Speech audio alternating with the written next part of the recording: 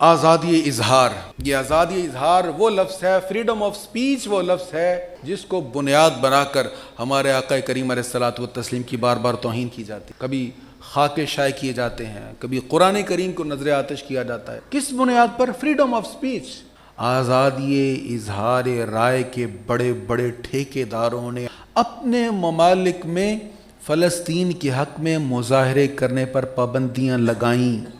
جو کہنے کی آزادی ہے اس کا عالم کیا ہے؟ ایک طرف تم نے لاکھوں مسلمانوں کے دلوں کو دکھایا، لاکھوں مسلمانوں نے احتجاج کیا، تم نے کہا نہیں ہمارا فریڈم آف سپیچ ہے، آزادی اظہار رائے ہے، اور یہاں تمہارے ہی ممالک میں مسلمان یا عام لوگ، بہت سے عیسائی بھی ہیں، اس میں کچھ یہودی بھی شامل ہوئے مظاہروں میں، اور انہوں نے جب اسرائیل کے خلاف مظاہرے کیے تو ان پر پابندی لگانے کی کوشش کی گئی۔ ہم ہندو بنیے کے لیے کہا کرتے تھے منہ میں رام رام بغل میں چھری، اور یہ حقیقتاً ان پر بھی ایسے ہی صادق آ رہا ہے۔